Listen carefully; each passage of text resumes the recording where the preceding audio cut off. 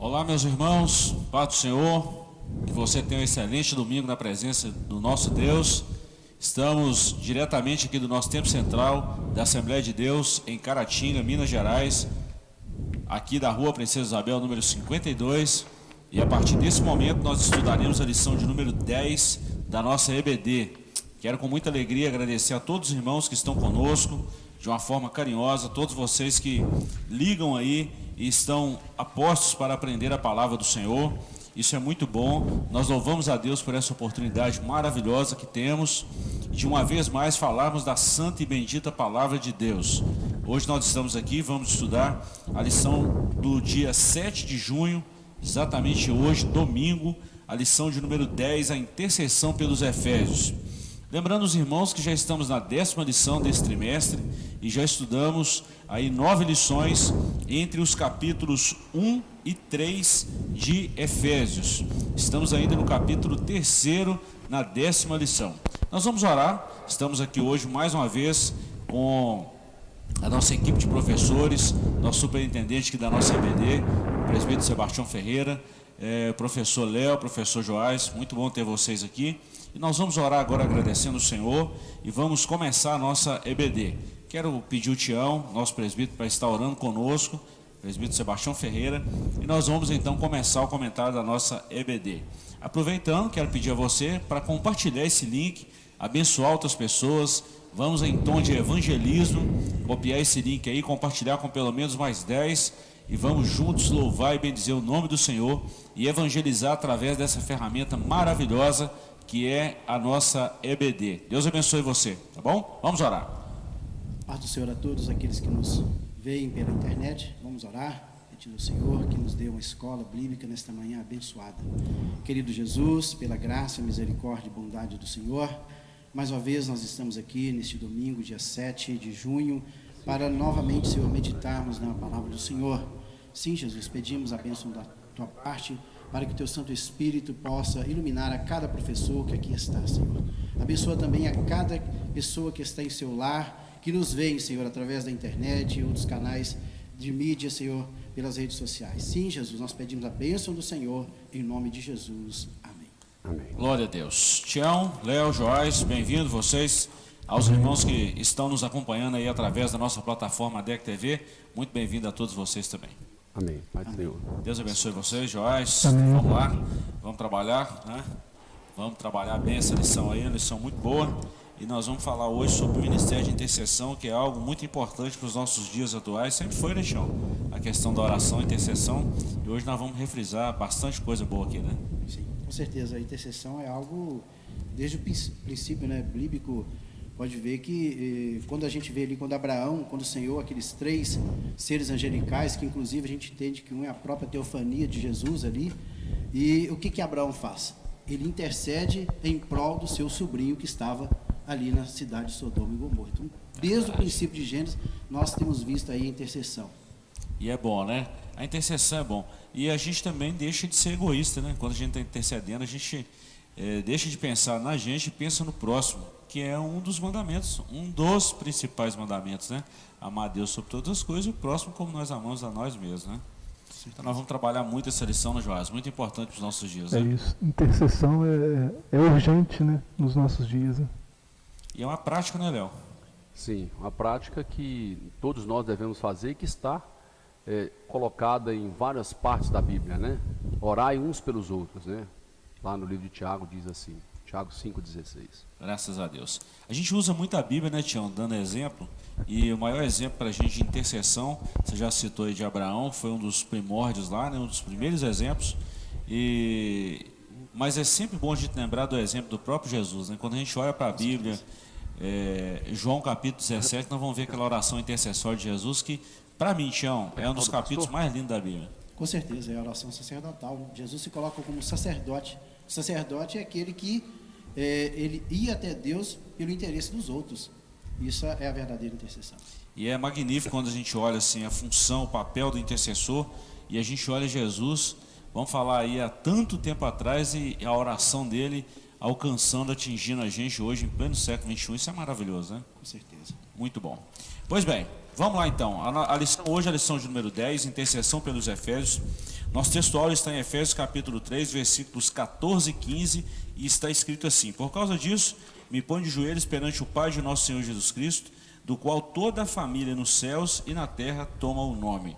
Verdade prática: devemos interceder pelos eleitos de Cristo, para que eles sejam fortalecidos de poder, vivam em comunhão e exercitem o amor de Deus. Isso é muito bom. Leitura bíblica em classe está em Efésios capítulo 3, versículos 14 a 21. E eu vou ler o primeiro versículo e a gente vai interligando aqui. Vamos fazer no sentido, não sei se é horário ou anti-horário aqui, que nós estamos meio Horário. sentido horário. Vamos lá, né? Vamos lá trabalhar isso aí, Tião. Nós vamos trabalhar essa lição aí, como a gente tem costume.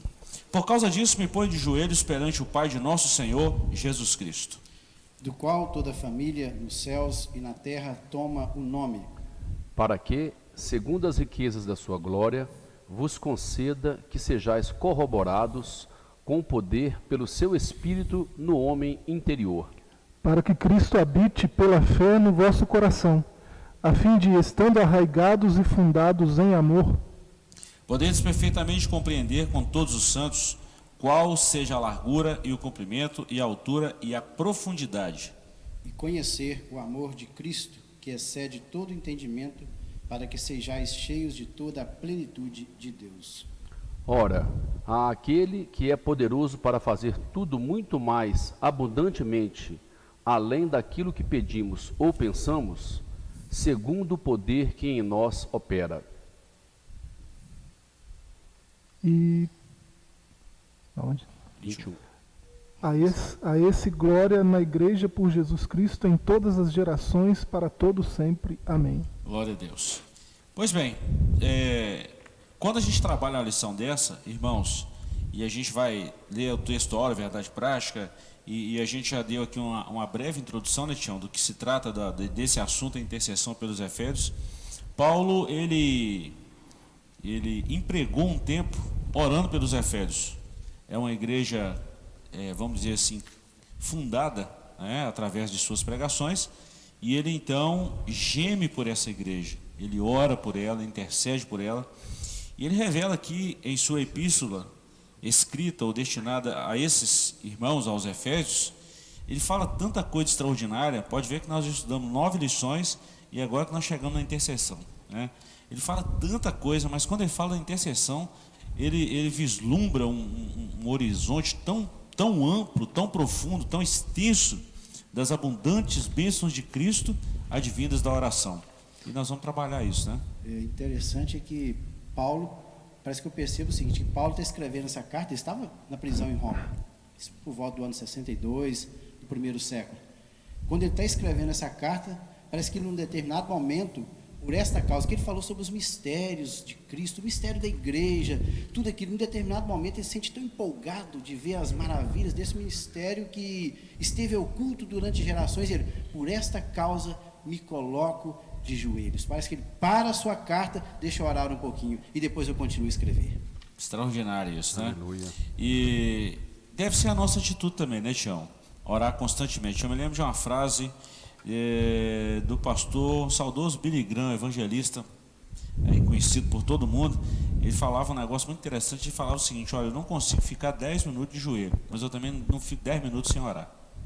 Ou seja, orava constantemente, né?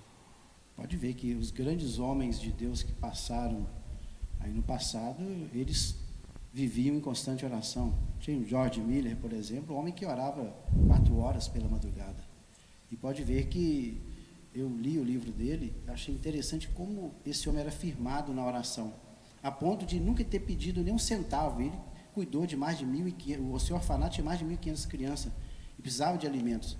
E constantemente ele estava em oração e não pedia para ninguém. E o Senhor era o provedor dele. Por quê?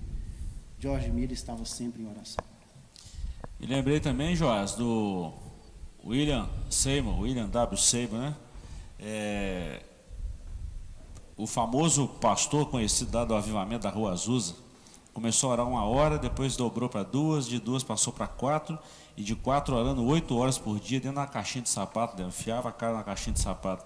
O resultado foram centenas e centenas de pessoas batizadas com o Espírito Santo, e de um avivamento desse em 1906, né, depois de 4 anos, em 1910, 2 missionários saíram da Suécia vieram para a Inglaterra, da Inglaterra para os Estados Unidos, dos Estados Unidos receberam a chama do Espírito Santo, vieram para o Brasil, e em 1910 começou o movimento pentecostal no Brasil, em 1911 nasce a Assembleia de Deus, da qual estamos falando hoje. Glória Tudo a Deus. através de oração, Tião.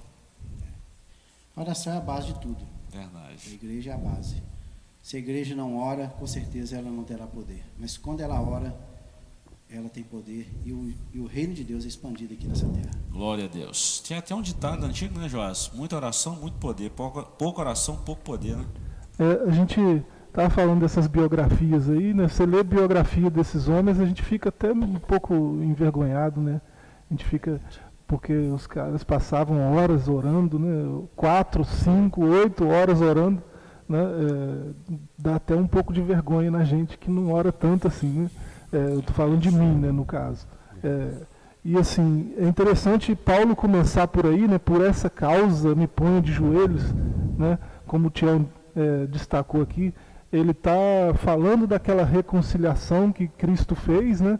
E de como ele revelou, que não bastasse ele fazer, né? Ele revelar. Se ele fez e ninguém tomou conhecimento, né? Não teria o efeito que teve. Mas ele fez aquilo e ainda revelou, né, a sua igreja. E Paulo acaba de falar disso e ele fala por causa disso, né? Por essa causa. E interessante que a palavra causa ali, né? Carim, né? Causativo de caris, né? E é graça, favor, né? É algo que me dá alegria, que me dá deleite, prazer, né? Então ele tem alegria em se dobrar, né? Porque essa não é a forma comum de oração de um judeu, né? Os judeus oram de pé, né? Você vê isso lá em Lucas 11, né? Aqueles dois moços orando, os dois estão de pé, né? Mas quando você vê alguém na Bíblia, algum judeu ajoelhado, né? Você olha para Esdras, por exemplo, né? Clamando, confessando os pecados de Israel e clamando por redenção, né? Você vê Jesus no Getsêmani com o rosto em terra, né, angustiado, profundamente angustiado, clamando ao Pai. Você vê Estevão, né, ele está de joelhos, mas as pedras estão vindo, né? Então, ele, por essa causa, ele se põe de joelhos, né, é algo muito significativo, né? Ele está dizendo tanto que pela graça ele faz isso, quanto que ele está fazendo isso numa postura de reverência, de humilhação, né, de humildade. Né, e é assim que a intercessão acontece, né? E por falar em intercessão, Joás, Tião e Léo, nós falamos do capítulo 17 de João, que Jesus intercedeu enquanto ele estava no seu ministério terreno. Agora, quando a gente olha para o mesmo João que escreveu o Evangelho e olha para as epístolas, eu lembrei de um texto muito interessante aqui, e a gente vê o papel hoje, né? Vê a atualidade dessa intercessão. João fala assim: filhos, não pequeis, mas se pecar, lembre-se que tem um advogado junto ao Pai. Ou seja, esse ministério de intercessão ele continua ativo, né, em Cristo. Na verdade, ele é o nosso intercessor diante do Pai. Com certeza. Está na primeira carta, né? Exato. Fala, filhos, não pequei, mas se pecar tem o quê? Um advogado. O que é o advogado? Verdade. Advogado é aquele que está diante do juiz para interceder por aquela pessoa que cometeu um delito. E Jesus faz esse papel hoje, Léo. Ele é o nosso representante, é o representante junto ao Pai. Por isso que fala, né, o advogado, ou seja, aquele que está representando, aquele que está intercedendo em favor de nós. E Paulo diz isso muito claro na sua epístola aos Tessalonicenses, capítulo, quanto tempo nós devemos orar, ou quando devemos orar, né? Tessalonicenses, capítulo 5, versículo 17, fala: orai sem cessar. Então, o tempo todo devemos estar sempre orando, para que nós possamos estar aí enfrentando e buscando as coisas do Senhor. Graças a Deus. Bom, nós já fizemos uma introdução do que seria a lição, do que é essa lição de número 10, a intercessão pelos Efésios. Vamos adentrar nos capítulos então, nosso tempo não para e nós precisamos chegar ao final. Capítulo 1, corroborados com o poder do Espírito. Então nós já fizemos uma introdução maravilhosa aqui do que será esse momento aí de intercessão, de oração. Isso traz para nós uma reflexão, Tião, principalmente nesse momento de pandemia, que nós precisamos estar intercedendo constantemente, né? Precisamos estar orando, muitas pessoas aflitas, precisando aí de um apoio espiritual, de um amparo espiritual, e é um papel nosso como igreja estar orando, estar intercedendo. É verdade. Nós temos que, principalmente quantas famílias, né, perderam seus empregos, estão enlutadas. Verdade. Tem famílias aí que Verdade. perdeu pai, perdeu filhos, e Verdade. estão arrasados neste exato momento. E nós temos que lembrar que a oração também é um ato de amor, né? É um Verdade. ato de amor uns pelos outros, né? É um ato ao qual a gente se coloca justamente preocupado com a dor, preocupado com as petições uns dos outros também. A Nesses intercessão, momentos difíceis, né? a intercessão a gente preocupa mais com o próximo que com a gente, né? Nós estamos intercedendo. Literalmente, assim, eu estou intercedendo pelo Tião, pelo Léo, pelo Joás, eu estou desconectando de mim mesmo, estou falando assim de uma intercessão, de uma petição, e estou focando em outra pessoa. Estou intercedendo, verdade. pedindo por outro. Inclusive, pastor Gilberto, eu até peguei o significado da palavra, já que eu encontrei pouca coisa na Bíblia com relação à intercessão. Tem uma palavra grega aqui, mas ela é bem complexa. Mas na língua portuguesa é instar no interesse de alguém. Ou seja, eu não peço para a minha pessoa, eu peço para o meu próximo. Por isso que é um ato lindo. Digno, né, de uma citação, tanto é que Paulo falou sobre isso, e é um ato lindo mesmo. Glória a Deus. Vamos lá então, ponto 1, as riquezas da sua glória. Paulo apresenta a sua oração confiando nas riquezas da sua glória, claro que é a glória de Deus. O apóstolo já havia declarado que Deus é o Pai da glória, cheio de abundantes riquezas de sua graça, o que significa que Ele é possuidor de todas as glórias e dispenseiro de ricas e ilimitadas bênçãos. Então Paulo está falando assim, olha, eu não posso, mas Ele pode. E se Ele pode, eu peço a quem pode e abençoo a quem Ele quer. Glória a Deus. Isso Interessante, mesmo. o pastor Gilberto, que ele inicia a sua oração fazendo dois pedidos, né? O poder do Espírito Santo no interior do homem e a presença de Cristo nos corações dos crentes. Maravilha. Duas coisas. Isso é essencial, pastor Gilberto. Verdade. Na vida de um cristão, se ele não tiver o Espírito Santo morando dentro do seu ser e não tiver a presença de Cristo na sua vida, ele não é um cristão. Verdade. Porque o cristão, ele é aquele que tem que representar Cristo diante dos homens. Porque o mundo não vê a Deus e nem vê a Cristo. Mas ele vê Cristo através do quê?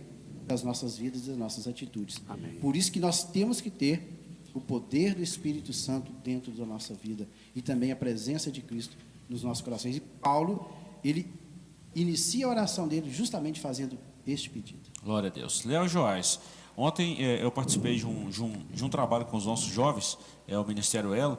Eles têm um trabalho muito lindo com relação à discussão de um tema da Bíblia. E ontem nós tivemos ignição e começamos ontem a falar da carta de Paulo aos Gálatas. E quero até mandar um abraço para os meninos aí que estão nos ouvindo. Deus abençoe vocês. E obrigado pelo convite, tá? Quando a gente estava falando desse trabalho, a Denise puxou um assunto lá em um dos versículos do capítulo 1, e o Paulo trouxe uma explicação tão interessante. O Paulo, nossa aqui, tá? Trouxe uma explicação tão interessante. Falou o seguinte, os Gálatas viviam legalismo e também tinha uma certa libertinagem. Então, assim, eram dois extremos. E ele falou assim, olha, uma pregação de Cristo voltada para uma coisa assim bem radical, torna-se um legalismo. Sem Cristo, vira uma libertinagem. Agora, uma pregação de Cristo, banhada pelo Espírito Santo, meu amigo, aí não tem discussão. Aí o Espírito Santo entra, muda, faz o que precisa fazer. Então, tudo é com o Espírito Santo, com amor. E Paulo mostra isso para a gente, aos Efésios aqui, que nós devemos interceder pelo Espírito. É o Espírito, na verdade, que intercede em nós e faz com que nós apresentemos a Deus as nossas petições. Claro que, muitas das vezes, é o que o Tiago falou, né? Pediu e não recebeu porque pediu mal. Tem oração que não é feita de forma espiritual. Mas aquela oração que é guiada, que é conduzida pelo Espírito Santo, ela tem endereço, tem resposta. E o importante é que a nossa oração, ela tem que estar alinhada com a vontade de Deus. Exatamente. Se a nossa oração, por isso que Tiago falou, vocês pedem o quê? Para os seus próprios deleites, para os seus próprios prazeres, porque não está alinhada com a vontade do Senhor. Mas quando o homem, ele pede, faz um pedido a Deus, que este pedido está conforme a vontade do Senhor Jesus, com certeza ela vai ser atendida. Eu tenho plena convicção disso. Graças a Deus. E ainda aqui, nós temos um texto para ilustrar também a questão do Espírito Santo, em Romanos 8, 26 e 27, que diz assim: também o Espírito semelhantemente nos assiste em nossa fraqueza, porque não sabemos orar como convém, mas o mesmo Espírito intercede por nós sobremaneira com gemidos inexprimíveis. Glória a Deus. Muito bom, né, Joyce? Bom demais. É por isso, Bom que demais. por isso que ele pede que a gente seja corroborado com o Espírito Santo, né? Porque aí até as nossas orações serão efetivas, né? E todas aquelas riquezas da glória que ele cita aí vão vir acompanhadas da presença do Espírito Santo. E esse corroborado aí tem a ver com fortalecidos, né? Ele é um sinônimo de fortalecidos, né? Com o Espírito Santo. É o segundo tópico, Léo, fortalecidos com poder. Amém. Além de ser enriquecido pela glória de Deus, né? Que todas essas riquezas que nós já citamos em edições anteriores, essas riquezas, elas inundam a vida dos crentes. E não estamos falando de coisa corruptível, não. Nós estamos falando de coisa incorruptível, Tião, que é extraordinariamente perfeito isso, né? Essa ação de Deus, esse trabalhar de Deus em nós. Ponto 2, fortalecidos com poder. O primeiro pedido do apóstolo é para que a igreja seja corroborada com poder pelo seu espírito no homem interior. Essa petição não quer dizer que a igreja em Éfeso não tivesse o Espírito de Deus, mas que ela fosse continuamente revigorada com poder e, consequentemente, em seu fortalecimento diário. Ainda enfatiza que a única força que habita o crente a se manter firme advém do Espírito Santo, que atua no homem interior e capacita o crente a perseverar, a manter-se afastado do pecado e a compreender as coisas espirituais. 2 pontos destacamos aqui, Tião, para começar esse tópico 2 aqui. Primeiro, homem interior. O Espírito se manifesta no homem interior. A mudança tem que ser de dentro para fora. Né? E segundo, que o poder do Espírito Santo capacita o crente para afastar das coisas erradas. Inclusive, o pastor Gilberto, Léo e Joás, as palavras aqui, que é corroborados, é uma palavra que a raiz, a grega, é dunami. Poder. Ele usa dunami 2 vezes, que é corroborada com poder. Que poder é dunamis? E nós sabemos que isso é poder. Então, ou seja, ele está querendo dizer, para não dar uma redundância na língua portuguesa, então ele corroborados o quê? Com poder, mas seria assim, fortalecidos com poder, igual o Léo falou. O correto seria isso, fortalecidos com poder. Agora, quem é que fortalece o ser humano? Quem é que traz esse poder, esse dínamos para dentro do ser humano?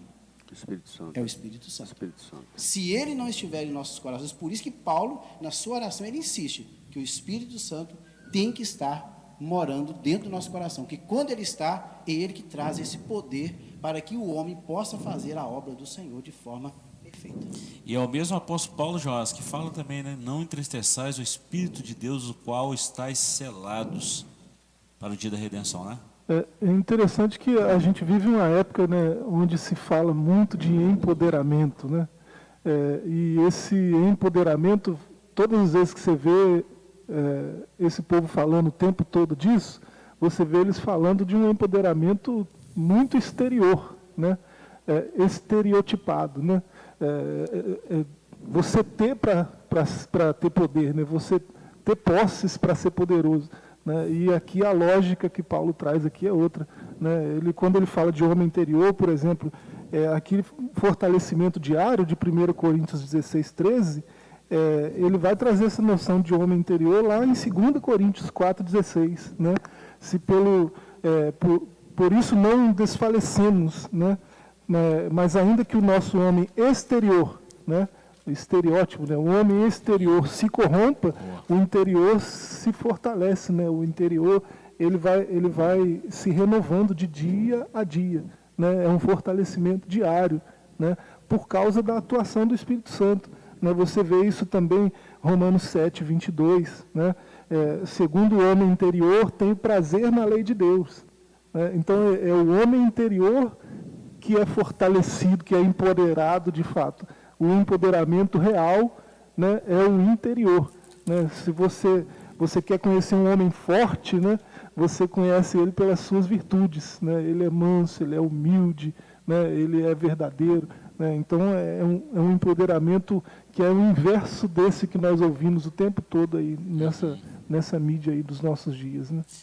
Esse empoderamento de hoje é o empowerment, né? Que é o, vamos dizer assim, quanto mais eu tenho, mais eu sou forte. Exatamente, é um jargão administrativo que vamos falar assim, hoje as pessoas usam muito isso aí para uma delegação. Para algumas funções não tem problema, mas nós estamos falando de coisas espirituais, não de coisas terrenas e materiais. Né? Então são coisas totalmente diferentes. Inclusive, o pastor Gilberto, além de Paulo, ele pediu e fez essa oração pedindo o Espírito Santo, que isso faz, igual o João disse, faz toda a diferença aqui, é algo interior do homem.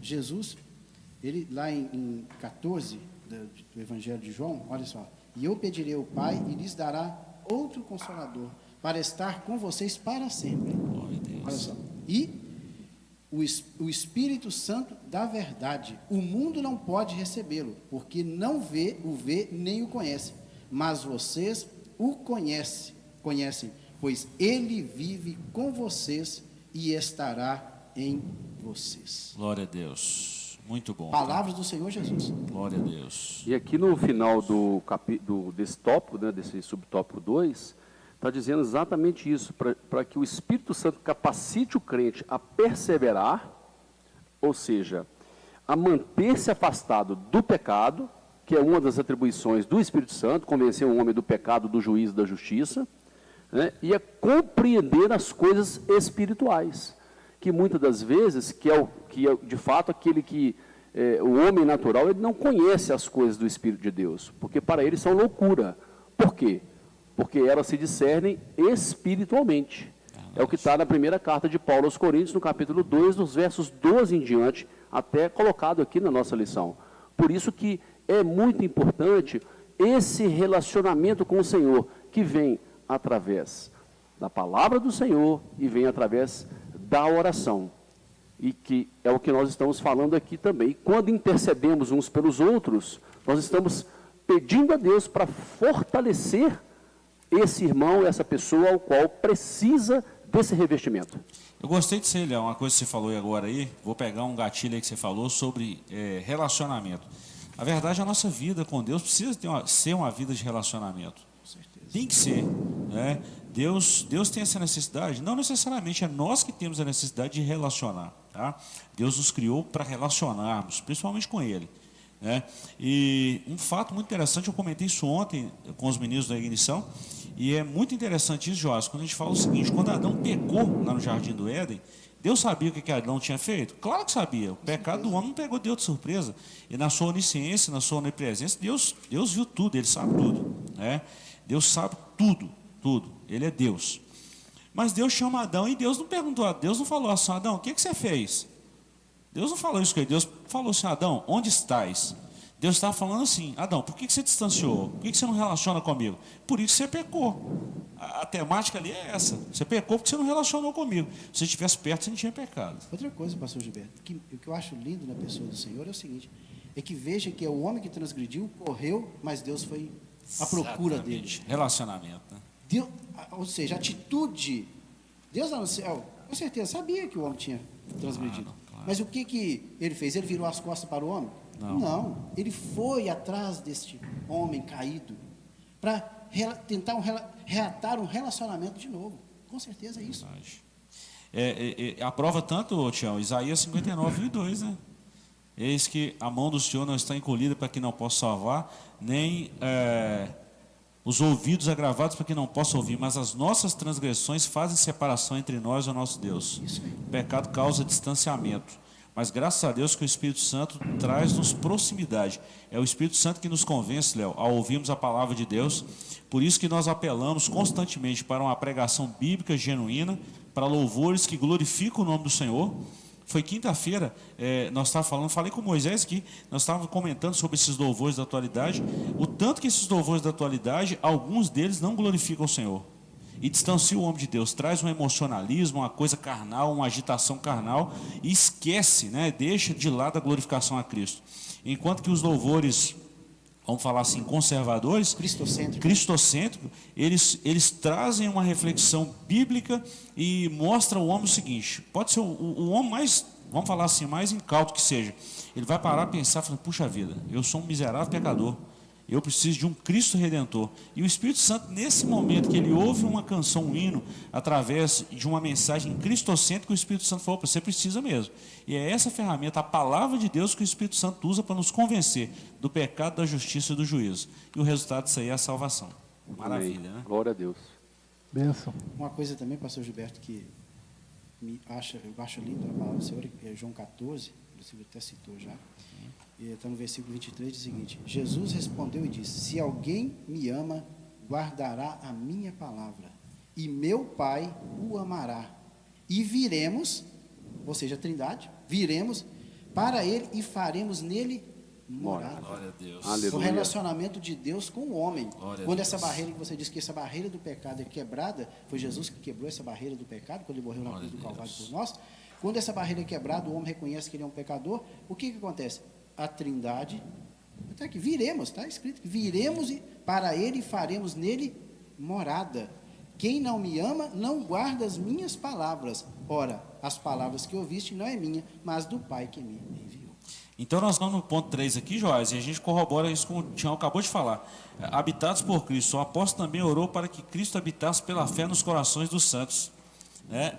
É exatamente o ponto 3, Tião, que a sujeira é tirada pelo Espírito, pelo sangue de Jesus, a casa é limpa, né? Aquela parábola que Jesus falou, e aí ele vem e habita em nós. Aleluia. Interessante que Jesus fala aqui o próprio Jesus falou em João 14, e lá na frente, quando Paulo escreve a sua carta, ele o quê? Pede, faz o mesmo pedido. Muito bom, né? Muito bom, muito bom. Joás, desse ponto 3 aqui, habitados por Cristo, você olhar, vamos dar uma fechada nesse capítulo primeiro aqui, corroborados pelo poder. Primeiro, nós falamos das riquezas da sua glória, ou seja, a intercessão, ela abre portas dessas riquezas a nós. Cristo já fez isso através da salvação, e a riqueza, essas riquezas, elas são inundadas através da intercessão também. Somos fortalecidos com o poder no homem interior, e agora fechamos aqui o capítulo 1, que Cristo, além de tudo isso aqui, parece que é até redundante, né? Que ele vem e habita em nós ainda. Fazer morada em nós, né? A ideia dessa palavrinha aí que é trazida aí na lição, né? O subsídio exegético aí, né? É trazida a palavra grega, né? Katoiken, né? Do verbo katoikeu, né? Aparece na Septuaginta como Shahan, né? Do hebraico Shahan. A ideia ali é muito bacana, que no hebraico mesmo é uma composição de duas palavras, né? Uma tem uma ideia de cobertura, né? O sar é cobertura, né? E o char, que é lugar de descanso, é onde você descansa coberto, né? Então isso está na palavra habitação, né? Na palavra habitação. Lembra até do Salmo 91, né? E ele vem fazer morada em mim, quer dizer que é onde ele encontra abrigo, descanso, né? E onde há essa proteção, né? Essa cobertura, eu estou coberto, né? Então é uma ideia muito bacana que o apóstolo está trazendo quando ele fala de habitação, né? Ele faz morada em nós, né? Interessante, Joás, que no grego essa palavra, que é o katako, oikel, são formadas de duas palavras, que é katá e oikel. Katá é descer, baixar, e o oikel é habitar em. Ou seja, dá a ideia de que Deus desce e habita no homem. E essa morada, ela não é temporária. É uma morada para sempre. Não é descer e ficar um tempinho e depois voltar, não. É residir, é habitar, é ficar ali por um tempo indeterminado.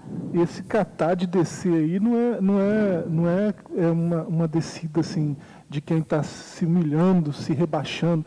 É alguém que está descendo para observar os detalhes, para ver com mais exatidão, para ver com mais detalhes, né? Para olhar os pormenores.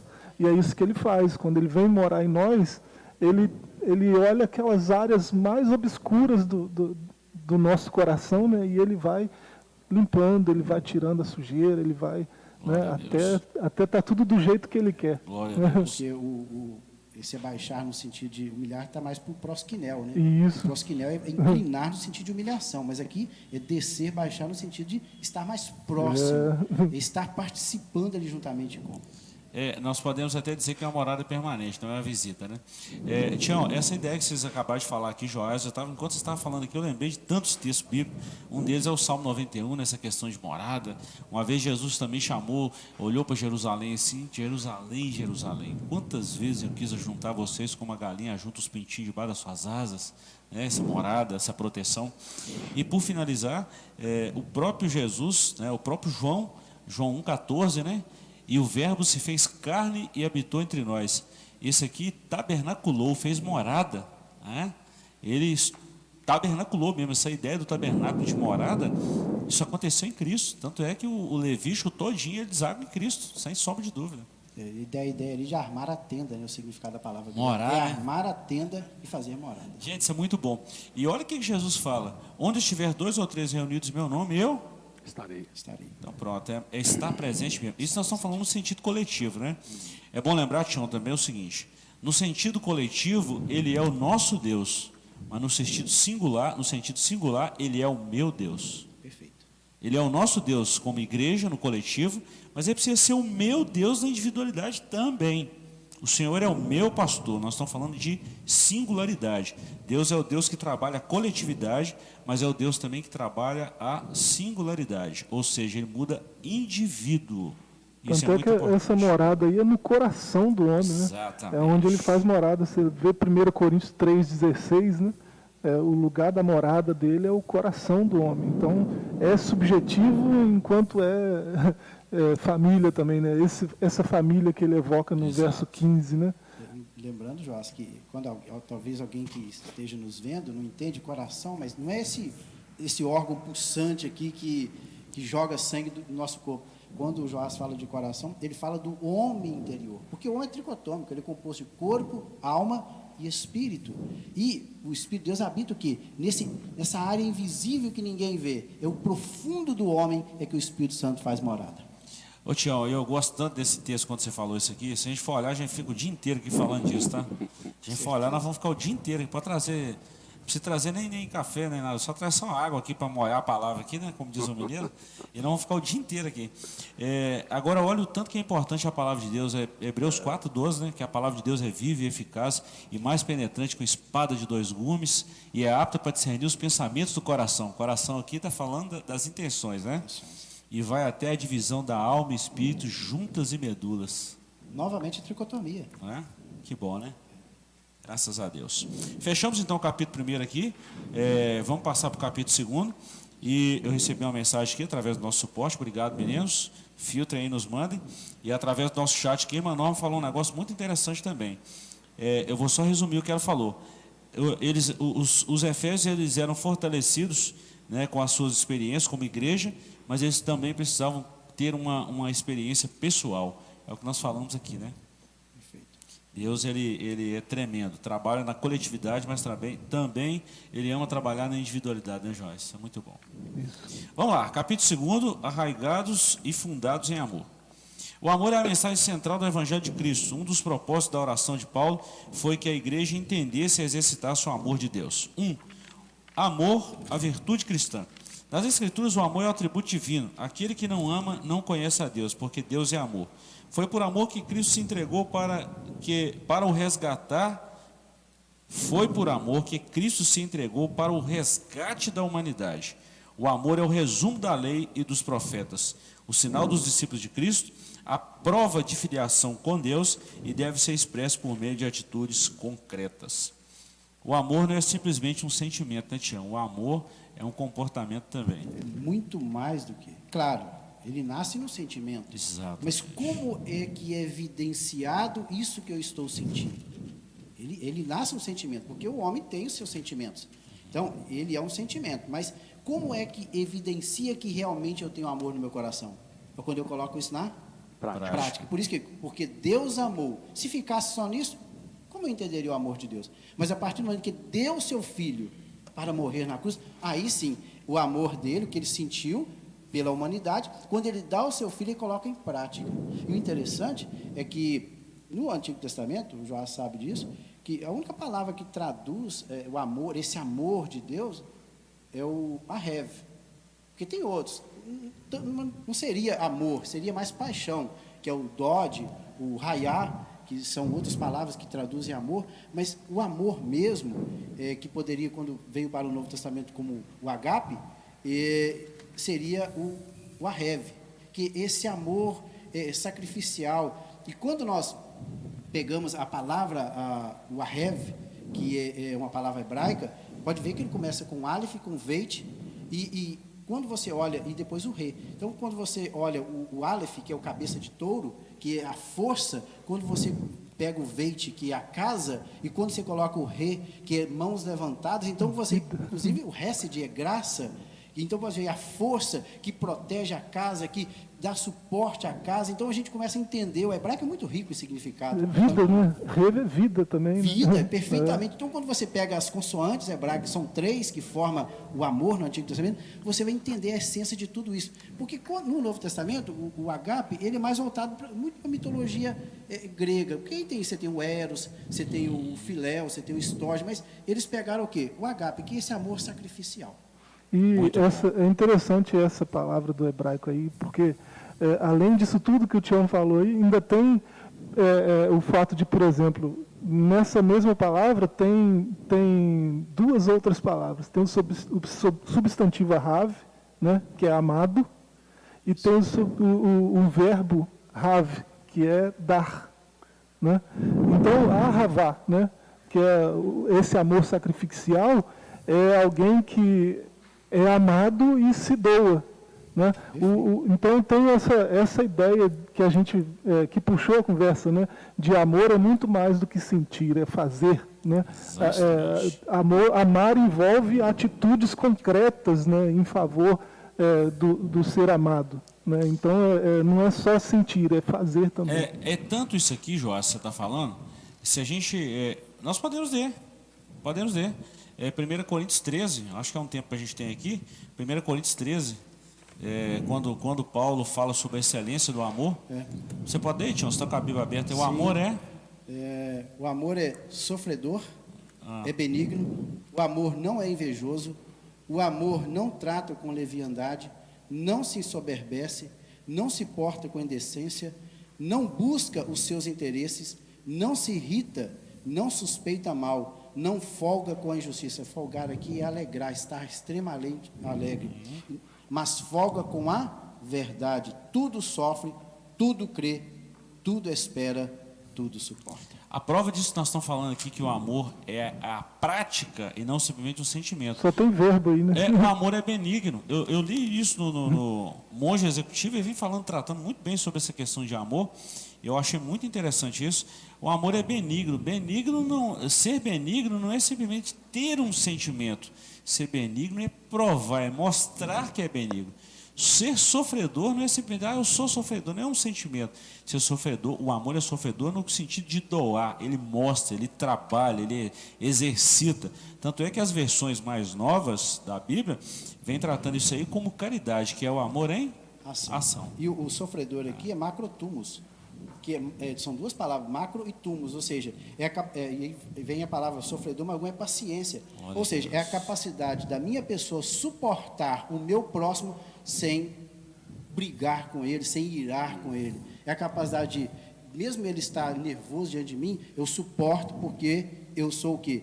No nosso linguajar hoje, é o quê? É o famoso pavio longo. Verdade. Isso é uma das características do fruto do Espírito. Né? E esse amor é o amor, essa é a essência do Evangelho. É o amor. É o que Cristo fez por nós. É o que Deus fez por nós. Enviou o seu único Filho para todo aquele que nele crê, não pereça, mas tenha vida eterna. Então, quer maior amor do que esse? E Deus nos amou primeiro. Antes de nós o amarmos, Ele nos amou primeiro.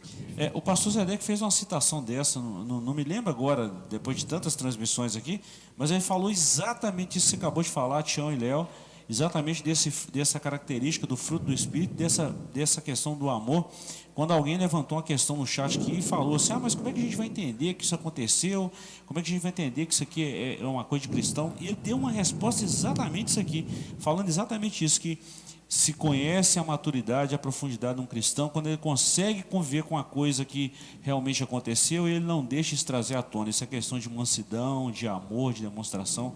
Extraordinária essa resposta dele, eu fiquei maravilhado com isso, muito bom. Se a gente quer saber o quanto espiritual é uma pessoa, um cristão, é ver o quanto ele ama. Verdade. Qual é o amor que tem. E suporta, né? E suporta, é exatamente o que o presbítero Sebastião Ferreira disse, que está escrito em Coríntios 13, 1 Coríntios 13. Verdade. Ponto 2. Arraigados e fundados em amor. Após rogar ao Pai pelo poder do Espírito e a habitação de Cristo, o apóstolo clama para que a igreja possa também compreender e praticar o amor. A expressão arraigados e fundados em amor compara os santos como uma planta bem enraizada e uma casa bem alicerçada. Indica que, sem o amor, a vida cristã não tem sustentação alguma. Tião, aqui nós falamos na coletividade então, né, Joás? Enquanto nós precisamos estar como crentes amando, a igreja também precisa exercitar o amor, a misericórdia e tantos atributos aí voltados para esse quesito amor. E a gente precisa lembrar disso, né? É interessante que, enquanto é fundamento para a igreja, né, é raiz para o crente, né? Verdade. Então, o amor é algo essencial para a vida cristã. Verdade. Né? Se está falando de raiz, né, está falando de algo que é vital, né? Algo que é essencial para a vida. Né? Aparece 460 vezes nas Escrituras, né? 14 palavras no hebraico e 3 no grego. Né? 460 vezes deve ser importante, né? Sem dúvida. E aqui, irmão Joás, fala que a supremacia do amor, está até citado aqui no nosso subtópico 2, a supremacia do amor sobre os dons. Quando remetemos aqui na Bíblia, em 1 Coríntios capítulo 13, dos versos de 1 a 3, né? Ainda que eu falasse as línguas dos homens e dos anjos, se não tivesse amor, seria como bronze que soa ou como símbolo que retine. Ainda que eu tenha o dom de profetizar e conheça todos os mistérios e toda a ciência, ainda que eu tenha tamanha fé a ponto de transportar os montes, se não tiver amor, nada serei. E ainda que eu distribua todos os meus bens entre os pobres, e ainda que entregue o meu próprio corpo para ser queimado, se não tiver amor, nada disso me aproveitará. Ou seja, o amor é a base de tudo. E não adianta, porque cada um, aqui de acordo com Paulo, tem os dons que Deus concedeu, espirituais, e se ele não tiver o amor em primeiro lugar, os dons que são importantes para a edificação da igreja, para poder demonstrar tudo aquilo que o Senhor quer através desses dons, sem o amor, disso nada tem proveito. Interessante, Léo, que distribuísse, aí está no versículo 3, né? Muito Ainda bem, que distribuísse toda a minha fortuna para o sustento. Isso é filantropia. Vem de filéu. É o amor, mas não é o agape. Não é o agape. O agape é esse amor sacrificial que nós acabamos de ler. Eu vejo essa expressão máxima do amor, que é claro que é em Cristo, né, que se doou, se entregou por nós, sendo nós ainda pecadores. Jesus lá na cruz olhou para o pessoal, os pineiros batendo, colocaram a coroa de espinho, despiram, e ele vira e fala: Pai, perdoa, porque eles não sabem o que fazem. Aleluia. Olha que expressão Forte. de amor assim, extraordinária, né? E a gente, por ninharia, por coisa aqui, fica com raiva um do outro, briga um com o outro e fala mal, fala besteira. A gente tem que rever alguns conceitos com relação a essa questão de amor, tá? Por isso que Paulo falou lá em Filipenses, que haja em vós, capítulo 2, né, que haja em vós o mesmo sentimento que houve em Cristo Jesus. Já é a segunda lição que nós estamos falando desse texto, né? Porque isso toca, né? Verdade. Fala da pessoa de Cristo, toca. Verdade. É verdade. É interessante que Deus não exige nada de nós que Ele não tenha dado o exemplo, né? Ele não tenha feito. Né? Paulo, lá em Romanos 5:8, né, ele fala que Deus prova o seu amor para conosco, né, em que deu Cristo. Né? E Paulo, já em Efésios, né, lá em 2:4, ele fala do muito amor com que nos amou. Né? Então, o tema, o amor, né, para Paulo, parece que é muito caro, né? E ele está sempre incentivando a igreja a isso. Né? E assim, é muito oportuna essa lição hoje, a gente fazer essa reflexão. Né? A igreja precisa, para ser igreja, precisa exercitar esse amor de que Paulo está falando aí. Inclusive, o Jorge, como você falou na sua raiz, na outra fala sua, eu já morei na roça, sei muito bem. Quanto mais profunda as raízes de uma planta, ela vai penetrando no solo, pode vir a adversidade, a seca vem, mas se as raízes dela estão profundas no solo, você olha para a planta, ela está verdinha. E aqui, o cristão deve lançar as suas raízes aonde? No amor. Glória a Deus. Quando ele está enraizado no amor. E ele usou duas palavras, inclusive, fala de base, Fundamento é o quê? O que dá sustentação ao prédio dessa igreja? É a base. Então, o segredo de toda essa estrutura aqui é onde? É a base. Então, a base é o quê? É o amor. Enraizado nesse amor, e aí a igreja continua. Nós falamos de duas coisas aqui, Tião, na lição 7 ou 8, se não me falha a memória, nós falamos desse embasamento que é o próprio Cristo, né? A pedra angular, a pedra de esquina. Né? Perfeito. E essa pedra é o amor em essência. Cristo é o amor em essência, Ele é o amor. E eu me lembrei disso que você falou, de enraizado nele, eu me lembrei daquele bambu chinês, né? Porque tem de altura e tem de profundidade em raiz. Perfeito. Vem o vento, ele enverga todinho, vai lá no chão, daqui a pouco passa o vento e volta de novo no mesmo lugar. Não quebra, enverga, mas não quebra, né? E vai naquela ali, vem outra tempestade de novo e volta lá no chão, e daí a pouco passa a tempestade e está do mesmo jeito. O que sustenta ele é a raiz. O segredo é a raiz. Nós temos aqui um subsídio teológico na nossa lição, na nossa revista, e dentro desse tópico 2, falando dessa expressão arraigados e fundados em amor, que diz assim, né? A fim de estando arraigados e fundados em amor, sugere duas ilustrações. Elas ilustram uma árvore e um edifício. O termo arraigados pode figurar como a plantação de uma árvore. É a representação que melhor ilustra a igreja e foi usada por Jesus, a videira, lá em João 15, verso 5. Já a palavra fundados tem a ver com fundamento e sugere a figura de um edifício, como o presbítero Sebastião Ferreira disse, que é qual edifício? Que é a igreja, né? Conforme o texto nos dá a entender, nossas raízes e fundamentos são firmados no amor. O amor é a base do crescimento e do fortalecimento de nossas raízes em Cristo. Muito bom isso, né, Joás? Assim, parece que todos esses versos aí têm essa ideia tanto de individual quanto de coletivo, né? A igreja, eu enquanto estou ligado com o restante, né, da igreja, porque eu sozinho, se eu estiver longe dos outros crentes, eu não sou igreja coisa nenhuma, né? Mas enquanto eu estou, né, ligado aos outros crentes, eu sou igreja também. E essa igreja coletiva, né? Ele logo no verso 14 ele fala de pater, né, do pai, e no 15 ele fala de pátria, né? Paternidade, família, né? Então tem sempre essa figura de tanto do subjetivo quanto do coletivo. Assim, você encontra na figura de Cristo, né, a base para isso aí, né?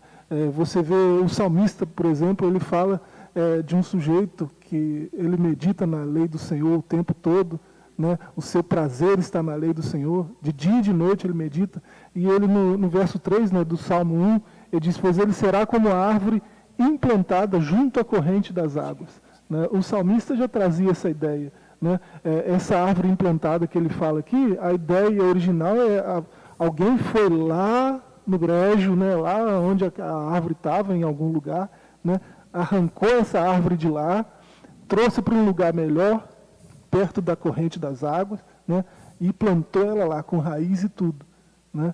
E agora ela está bem plantada, agora ela tem condições de crescer muito mais, agora ela tem condições de se desenvolver muito mais e de dar o seu melhor potencial, né? Então é disso que Paulo está falando também, a mesma coisa que o salmista falava, né? Então fundados, arraigados em amor, né?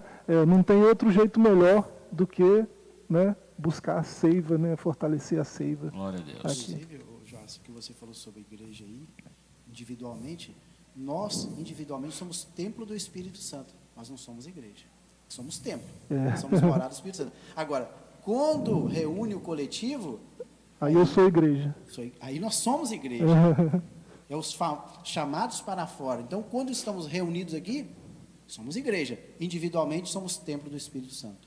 Maravilha. E essa questão de casa, de morada, isso é muito forte na Bíblia, tá? Muito forte.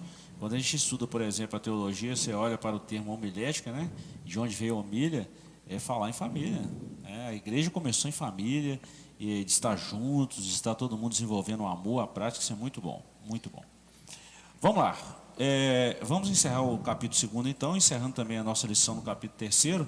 Já são 10 horas e 5 minutos, estamos caminhando para o final da nossa lição. A intensidade do amor de Cristo, conscientes de que somente o Espírito pode fazer entender e experimentar a grandeza do amor de Deus, Paulo pede para que os crentes conheçam a intensidade do amor de Cristo. A ênfase recai em que Cristo nos amou e ainda nos ama e que, por isso, devemos amar uns aos outros. O apóstolo sabe que o esforço humano não pode atingir essa meta. Assim, ele acrescenta esse pedido à oração para que os crentes sejam cheios de toda a plenitude de Deus. Quando a gente fala dessa intensidade do amor, irmãos, é interessante quando a gente fala disso aqui. Nós até fizemos eu vou fazer uma analogia aqui, vou usar uma metáfora e vocês concluem. O que é essa intensidade? Nós falamos aqui, Joás, na gravação da lição, não sei se foi segunda ou terça-feira, acho que foi segunda-feira, que a nossa lição passa também no canal de TV. A intensidade desse amor, Léo, eu falei o seguinte, é como se tivesse um copo de 200 ml, cheio de água, e a intensidade é como se alguém despejasse mais uma caixa de 1000 litros nesse copo que já está cheio. Eu estou dizendo assim, uma coisa exagerada, tá? Exagerada. É exatamente essa intensidade que Paulo vem falando sobre o amor que nós devemos amar uns aos outros, assim como Ele, como Deus, o próprio Cristo, nos amou. Nós não éramos merecedores, e mesmo assim Ele se entregou por nós. Interessante, o pastor Gilberto, que ele usa as dimensões que no versículo 18, capítulo 3, que é largura, comprimento, altura e profundidade. Isso nós entendemos no nosso mundo físico, e são as dimensões. E ele falou assim, e conhecer o amor de Cristo, que excede o que você falou. Excede. O homem não consegue compreender o quê? A largura, o comprimento, a altura e a profundidade desse amor. Excede qualquer conhecimento de qualquer homem aqui nessa terra, Vilão. É verdade. Nesse caso, o amor de Cristo excede todo o entendimento. Não dá para poder explicar, nós não conseguimos colocar isso em palavras, né? Nós temos também uma palavra parecida de exceder o entendimento, está lá em Filipenses 4:7, né? A paz de Deus também, que excede todo o entendimento. Filipenses 4:7. Agora, aqui, nesse caso, Paulo, né, falando para os Efésios, por isso que ele pede a Deus, em intercessão pelos Efésios, né, representando a igreja, para que eles sejais, no verso 19, né, sejais cheios de toda a plenitude de Deus. Ou seja, para que sejam cheios de tudo que Deus tem. Né, porque não dá para se explicar, não dá para poder explicar esse amor que transborda, como o pastor diz. É redundante isso. Não tem como explicar. Verdade. Joás, quando a gente fala desse tamanho do amor de Deus, o Léo falou, o Tião também, é impossível a gente mensurar isso aí. Mas eu gosto daquele versículo de João 3,16. Porque Deus amou o mundo de tal maneira. Esse tal aí não tem altura, profundidade, comprimento, largura, espessura, não tem nada que consegue mensurar isso, né? Paulo, a gente já citou aqui, né, Efésios 2,4, ele fala pelo seu muito amor com que nos amou, né? O muito amor ali, né, polos, né, é uma ideia tanto de intensidade, né, quanto de grandeza mesmo, né? Foi um amor muito intenso e foi um amor muito grande, né? Não dá para medir, né? Então, e aqui ele foi mais específico, né? E chegou a ser redundante, né? Qual seja a largura, o comprimento, a altura, a profundidade, né? E a gente não vai alcançar isso mesmo. A gente não vai. Ele pede para que eles tenham uma ideia da intensidade do amor de Deus, né? Mas isso excede o nosso entendimento.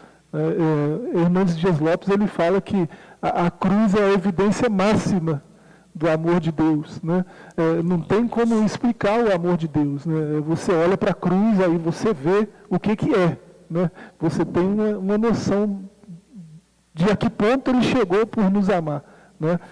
Mas não dá para explicar e não dá para entender plenamente, né? Nós estamos falando de um Deus grande e um homem limitado, né? Com certeza. A gente entende através da revelação, da iluminação do texto bíblico, da palavra de Deus e do Espírito Santo. Mas a verdade precisamos amar, né, Tião? Com certeza. Precisamos intensificar o amor de Deus em nossos corações pelo nosso próximo, pelas pessoas. Principalmente num momento como este, é bom a gente lembrar de novo, a igreja tem um papel fundamental, a igreja tem um papel extraordinário, sempre teve e sempre terá, né? Porque a igreja é Cristo, a igreja fala de Cristo e vive Cristo, vive esse amor. E a gente fica muito sensibilizado com esse momento de pandemia, de isolamento, de confinamento, tantas pessoas aflitas. Eu quero me direcionar exatamente aos irmãos que estão nos ouvindo, que a igreja está orando, a igreja está intercedendo, tá? Nós não paramos, a igreja não para, a gente está no momento aí de confinamento ainda, mas a igreja está orando, tem muitos irmãos orando, intercedendo, e eu preciso externar um negócio aqui, Tião, preciso externar um negócio aqui. Deve ter mais ou menos uns 3 ou 4 domingos que a irmã Norma e a irmã Magda esteve com a gente ministrando a lição. Inclusive, nós vamos até convidar de novo, tá? Isso é muito bom. A irmã Magda fez uma oração no final aqui, que eu achei assim, eu fui embora com aquela oração, para você ter uma ideia, já tem uns 3 domingos, e aqui está ardendo no meu coração até hoje. Ela fez uma oração aqui, Léo e Joás, e usou essas palavras: Senhor, enfraquece a força desse vírus. Enfraquece. Isso é uma intercessão tão profunda, e a gente precisa falar isso mesmo, tá? Talvez alguém possa estar pensando, por que falar isso? Precisa falar. A forma que Deus trabalha, a forma que Deus usa os crentes na terra, e a forma que a intercessão, ela tem um poder extraordinário de alcançar vidas distantes, coisa que a gente não conseguiria fazer se não fosse pela ação do Espírito Santo. É essa intensidade que a lição vem trabalhando para a gente hoje. Inclusive, pastor Gilberto, eu acho que uma das áreas que mais tem sofrido com essa pandemia é a igreja. Verdade. Claro que a sociedade também está sofrendo perdas materiais. Eu entendo perfeitamente as perdas materiais. Mas a matéria vai ficar toda aqui. A vida continua na eternidade. Verdade. E quantas vidas nesse exato momento estão se perdendo? Então, é nesse momento que a igreja, igual você disse, ela tem que entrar em oração, intercedendo para que Deus realmente enfraqueça esse vírus e a coisa volte ao normal e que a igreja volte a congregar novamente. Vamos orar, né, gente? Vamos orar. No final da nossa lição, nós vamos ter um momento aqui de intercessão, de clamor, e nós vamos botar tudo isso aqui em prática que nós estamos falando, né, Joás? Isso. Vamos lá, capítulo 3 a gente encerra aqui, nós temos aqui 10 minutos, 7 minutos, e a gente encerra a nossa lição aqui. Capítulo 3, as bênçãos de Deus excedem o pensamento humano. Então nós vamos trabalhar 3 pontos. Primeiro, a dimensão das bênçãos divinas. Segundo, o convite para a adoração. E o terceiro, a glória devida a Deus. 1. A dimensão das bênçãos divinas. Ao concluir a ousada oração, Paulo lembra de que a magnitude do poder de Deus é capaz de fazer muito mais abundante além daquilo que pedimos ou pensamos. Tião, isso aqui é interessante, que a gente pensa, planeja, faz uma oração, né? A nossa oração ela é direcionada para um tópico, alcançar vidas e etc. E a gente pensa, Senhor, eu estou precisando disso, intercede, nós intercedemos por fulano de tal, oramos e fazemos um planejamento na oração, oramos e intercedemos. Deus vai lá e faz muito além do que nós pedimos ou pensamos. Interessante que Paulo fala isso, né? Primeira carta dele aos Coríntios, olha, 2:9.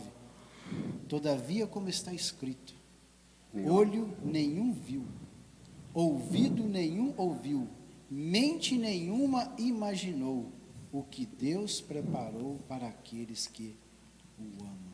Glória a Deus. Deus sempre nos surpreende com as suas bênçãos. Maravilha. Nós pedimos e Ele nos surpreende com as suas bênçãos. Com certeza, Deus continuou mesmo, assim como Paulo a escrever aqui para a igreja de Corinto.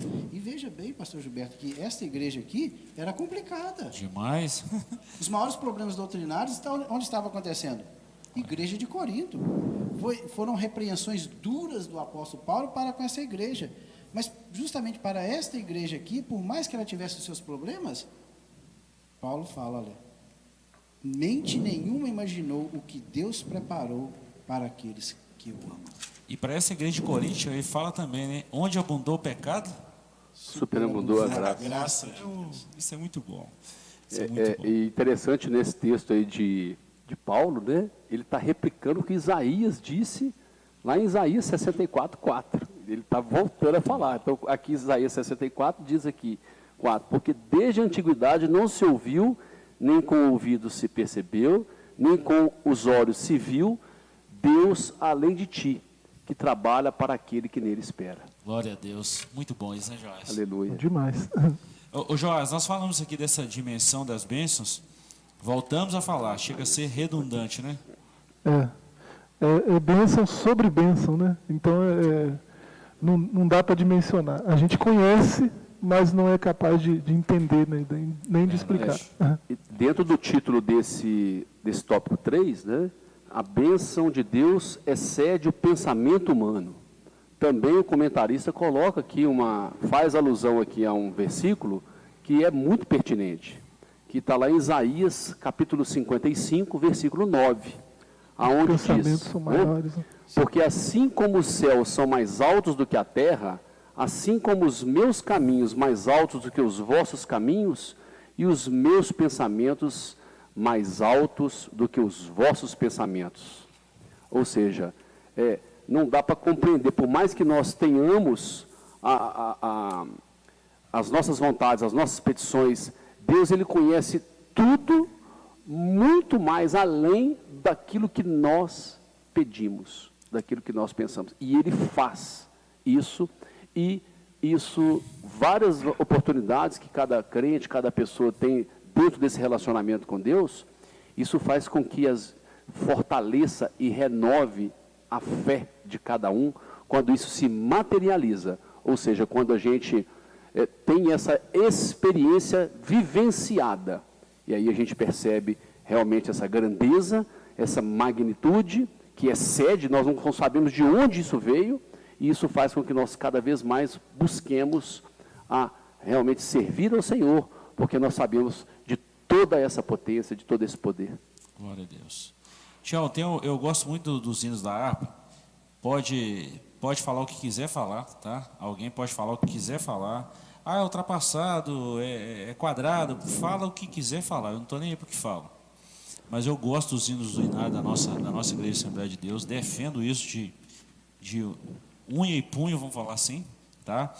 E tem um hino da harpa, eu não estou errado, não, acho que é o 306. Ele fala um negócio muito interessante em relação a esse entendimento, né? Muito além do nosso entendimento, muito mais alto que o nosso pensamento. Aí ele fala, grande é o amor de Deus. Esse hino é lindo, né?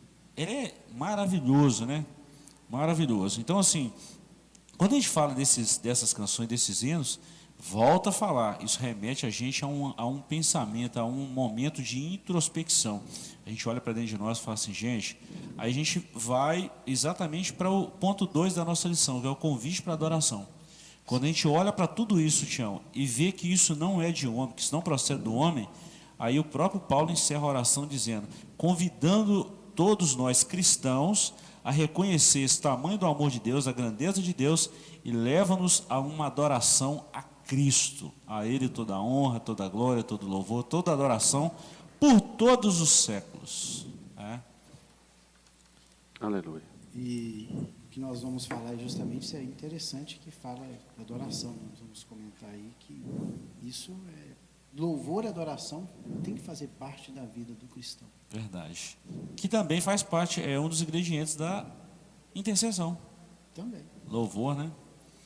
Então vamos lá. Paulo encerra esse capítulo com o convite de adoração a Deus, cuja glória é devida na igreja por Jesus Cristo em todas as gerações.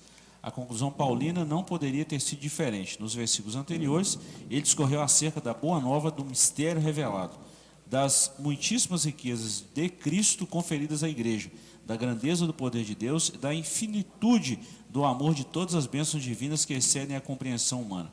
Além dessas e das demais bênçãos, a única coisa a ser acrescentada era o louvor ao Senhor Deus, detentor de tamanhas dádivas. Quando a gente olha para isso aqui, Joás, a gente vê que a glória não é do homem, a glória é de Deus. E Deus não dá essa glória a ninguém, né? É isso, diante de tanta bênção, de uma glória tão grande, de um amor, né, tão assim, incomensurável, né, de um amor tão grande, né, que não dá nem para entender, né, diante disso tudo resta o quê? Só adoração mesmo, só louvor e adoração. E nós temos que atentar que louvor e adoração são duas palavras e são diferentes. Que louvor é elogio. Agradecer. Elogio é você elogiar, vamos dizer assim, você engrandecer, quando você está louvando, você está engrandecendo o nome do Senhor. Quando você está adorando, aí vem aquela palavra que eu já disse aqui anteriormente, que é prosquinel, a adoração é você se render, é quando você se prostra, inclusive a palavra prosquinel é inclinar, ajoelhando, beijando a mão, e no sentido que de reverência. Então, quando o homem se prostra, ele se inclina de joelhos, ele está reconhecendo, como disse Paulo aqui no Efésios 3, 8, 9, embora eu seja o menor dos menores, dentre todos os santos, me foi concedida, ou seja, Paulo se colocou lá embaixo, lá no solo, reconhecendo que ele era o menor dos menores. Por que ele considerava? Porque ele foi um perseguidor da igreja de Jesus no início. Mas depois, ele fala, a sua imensa graça, o Senhor me alcançou, e ele agora se tornou o quê? Um apóstolo de Cristo. Isso tem muito a ver também, Tião, com o reconhecimento e a gratidão do homem a Deus, né? Do estado que o homem vivia antes, é aquilo que o salmista falou, né? Tirou-me de um charco de lodo horrível, firmou os meus pés sobre a rocha, pôs um novo cântico na minha boca. Isso é um reconhecimento também, e isso tem que gerar louvor a Deus, gratidão a Deus, adoração ao nome do Senhor, que esse é só por Ele, não existe outro que capaz de fazer isso por nós. A gente glorifica a Deus pelo que Ele é, e louva a Deus pelo que Ele faz. Glória a Deus. É assim que está lá no Salmo 103, versículo 7, que diz assim, manifestou os seus caminhos a Moisés. Moisés falava face a face, via o coração, conversava com Deus. E os seus feitos aos filhos de Israel. Ou seja, Moisés, Deus estava com ele. E aos filhos de Israel, Deus mostrou os seus feitos. Ou seja, ele mostrou tudo aquilo que é todo o poderio dele. Então a gente louva pelo que ele faz e glorifica pelo que ele é, independentemente daquilo que ele faz. Dependendo das circunstâncias também. Independente das circunstâncias. Eu sempre falo isso, que vamos falar assim no momento desse aqui de pandemia, que muita gente está enfermo, né? E é um dever da igreja orar para Jesus curar, repreender isso aí, né, Tião? Sim. A igreja tem que orar. Agora, se Jesus curar, Ele é Deus. Se Ele não curar, Ele é Deus do mesmo jeito, Ele não muda não. Independente da circunstância, Ele é Deus, sempre será Deus. Inclusive, o pastor Gilberto, eu creio que muitas pessoas, durante esse período de pandemia, foram curadas. Sim. Claro, outras partiram para a eternidade. Nós não podemos questionar a soberania de Deus em levar um e deixar o outro. Lembra lá do Atos dos Apóstolos, quando os 2 apóstolos de Cristo foram para a prisão? Verdade. Pedro foi poupado. E o Tiago, o que aconteceu com o Tiago? Foi morto, né? Perdeu a cabeça, provavelmente. Agora, por que ele livrou Pedro e permitiu que Tiago passasse pela espada? Não cabe a nós questionar a soberania de Deus. Então, mas o nosso dever, como o senhor falou, é interceder, orar. Agora, é o Senhor que vai curar. Verdade, verdade. E é muito bom quando o cristão entende isso, né, Joás? Sabe esses papéis aí, que é um dever da igreja orar, mas a soberania de Deus, ela prevalece em tudo. E a igreja existe para a glória de Deus, né? Então, independente do que aconteça, o nome dele deve ser exaltado, glorificado, né, e adorado, né, em todas as gerações, como diz Paulo aqui, né? E até mesmo, Tião, é interessante quando a gente fala, Léo, dessas perdas, tem perda, Tião, que ela resulta em muita salvação de pessoas que estão entre nós. Sim. Eu já vi testemunhos extraordinários de mães que oraram durante muitos anos pelos seus filhos, e essa mãe, que era uma crente fiel, foi acometida por uma enfermidade, por algo devastador, perdeu a sua vida, né? Perdeu a vida por amor a Cristo, está salva em Cristo, e depois que essa pessoa parte para a eternidade, o filho começa a refletir, gente, minha mãe fez tanto isso, fez aquilo outro, e toma a decisão de aceitar Cristo, e o nome de Jesus é glorificado. Inclusive, pastor Gilberto, eu estava vendo o depoimento de uma irmã, lá em, não sei, interior do Rio de Janeiro, não sei se é Magé, eu não lembro mais a cidade, mas que a mãe e a filha, elas foram internadas com essa doença, com essa pandemia, com esse vírus. E a mãe tinha problema de hipertensão, e tinha complicadores, a filha tinha 17 anos, as duas são cristãs, coube ao Senhor levar a filha, que não tinha nenhum complicador de saúde, A mãe, que tinha todas as complicações, está viva, mas ela diz no seu depoimento: tudo isso fortaleceu a minha fé no Senhor. Tá vendo? Ou seja, glorifica o nome do Senhor. Sim. É um momento desastroso? Gente, a gente não está questionando isso. Nós estamos falando que é o que Paulo fala, né? Em tudo dai Graças. Graças. E me fez agora lembrar aqui de um texto que Jesus disse, quando os discípulos interpelam ele, lá em João 9, está assim: caminhando Jesus viu um homem cego de nascença. E os seus discípulos perguntaram: mestre, quem pecou, este ou seus pais, para que nascesse cego? Respondeu Jesus: nem ele pecou, nem seus pais, mas foi para que se manifestem nele as obras de Deus.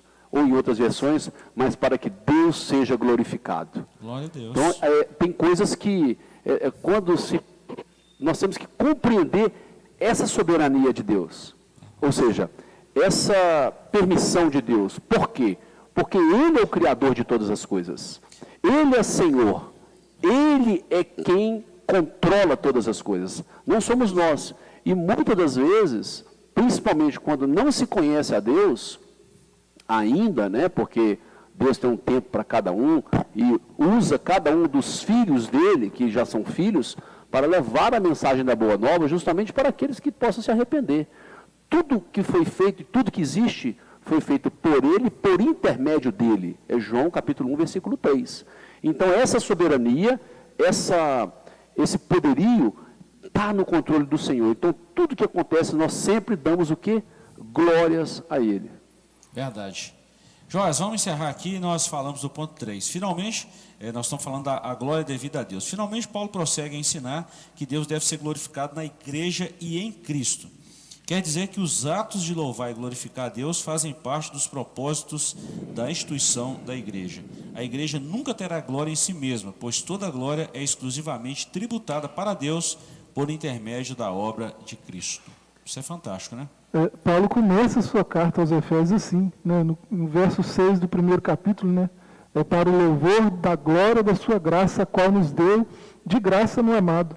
No verso 12, para sermos para o louvor da sua glória, os que antes esperavam em Cristo. No verso 14, o qual é a garantia da nossa herança até a redenção da possessão adquirida, para o louvor da sua glória. Para o louvor da sua glória, palavra-chave aí, né? Nós existimos para isso. A igreja só faz sentido se ela glorifica a Deus, né? Se ela faz qualquer outra coisa diferente disso, não pode ser chamada de igreja, né? Então é para isso, né? E Paulo, assim como ele começa a carta, ele encerra esse terceiro capítulo aqui, né? Falando da glória que é devida ao Senhor, né? Verdade. Vamos lá então, vamos fazer as nossas considerações, Tião? Vamos lá? Queria só ler um Fica à versículo vontade, aqui, Salmo 115, que diz o seguinte: não a nós, Senhor, nenhuma glória para nós, mas sim ao teu nome, por teu amor e por tua fidelidade. Glória a Deus. Então, nenhuma glória a nós, mas toda a glória é doxa, né? Glória, é esplendor, é algo grandioso que nós não sabemos explicar. Tudo isso tem que ser direcionado à pessoa do Senhor. Tião, antes de você concluir aí, eu falei aqui na lição passada também que assim como o Cristo é comparado ao sol da justiça, a igreja, no sentido bíblico, ela é comparada à lua. A lua não tem luz própria, a lua reflete a luz do sol. A igreja também, ela só reflete a luz de Cristo. Por isso que Cristo habita em nós, né? Ele habita em nós. Então, a glória não é nossa, a glória é de Cristo. O vaso é de barro, mas o que está dentro do vaso é preciosíssimo. Aleluia. E a lua tem que estar direcionada para o lado do sol. Porque se ela distanciar do sol, não adianta nada. Então ela tem que estar posicionada a face correta para o sol. E também no lugar certo para que ela possa produzir luz aqui nessa terra. Glória a Deus. Isso é perfeito, né? Quando a gente faz essas analogias. Glória a Deus. Então vamos lá, vamos às nossas conclusões. Tião, alguma observação dessa lição aí? O que nós não devemos esquecer nessa lição, que ela falou justamente sobre intercessão. Verdade. Que a igreja, nesses últimos dias, não esqueça disso, que cada um que nos vê nesta manhã quando for fazer as suas orações, lembrar das famílias enlutadas, daqueles que estão nesse exato momento internados em hospitais, relatos de pessoas que passaram por essa pandemia, por esse vírus, é algo assim terrível. A pessoa, eu vi o depoimento de um certo senhor, que ele passou a valorizar mais o ar que ele respira, porque no momento que mais precisava, ele não tinha condições de respirar. Ele foi impossibilitado de respirar. E o interessante é que esse ar é gratuito. Nós nunca paramos para agradecer. E no momento que ele mais precisava, quase que ele foi impedido de fazer isso, que era respirar. Então nós temos que lembrar dessas pessoas que estão internadas, passando por esse momento tão difícil de luta, também pelas famílias enlutadas, que estão sofrendo perdas, e que elas possam contornar essa situação e possam sair mais fortes do outro lado. Glória a Deus. Léo? Nesse sentido também, da mesma forma que Paulo intercedeu aqui pela igreja de Éfeso, que nós também, dentro disso que o presbítero Sebastião Ferreira disse, que cada um de nós possamos, você que está em casa, você que está nos assistindo, possa interceder por alguém que realmente tem passado situações na vida, e também interceder pelos os nossos governantes, pelas nossas lideranças, interceder uns pelos outros, porque esse é um mandamento de amor. Joás. Essa lição, ela nos lembra de algo muito importante, né? Paulo começa no verso 14 aí, dizendo, por essa causa eu me ponho de joelhos, né? E um leitor mais atento percebe que ele está falando de graça, né? Ele está falando de graça, de favor, que alguém não merece, mesmo assim recebe, né? E assim, o que nós que oramos, o que tem movido nossas orações? Qual tem sido a causa? Né? A causa sou eu ou a causa está fora de mim? Né? Nesse caso de Paulo, a causa está fora dele. Né? Se é graça, se é caris, é algo que está fora, é um favor que ele recebeu sem merecer. Né? Então, que nossas orações sejam movidas pelo outro, né? Em favor do outro, né? Direcionadas em favor do outro, né? Em favor, em graça, né? Que essa seja a causa de nossas orações. Né? Glória a Deus. E nós encerramos conclamando os irmãos que hoje, durante esse domingo, são exatamente 10 horas e 32 minutos agora, que tiremos um tempinho de pelo menos 10 minutos esse domingo, Tião, e intercedamos por alguém.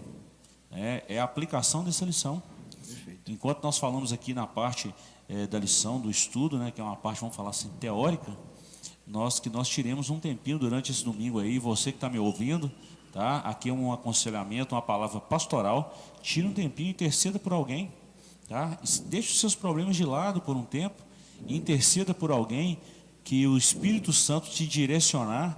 Faça isso e você vai ver o quanto você será abençoado quando você estiver orando por alguém, quando você estiver intercedendo por alguém. A intercessão, ela tem um poder extraordinário. Eu aprendi isso muito cedo, Tião, com os nossos tutores, com os nossos mestres, pessoas que tinham uma diferença muito grande na igreja. Um tempo atrás, a gente aceitava Jesus, a gente era orientado, as pessoas chegavam, não que isso não tenha sido com frequência hoje, mas há um tempo atrás isso era mais veemente. As pessoas chegavam, não, meu filho, você precisa orar, você precisa fazer isso, você precisa orar para ser batizado com o Espírito Santo, você precisa preparar para batizar nas águas, e era assim.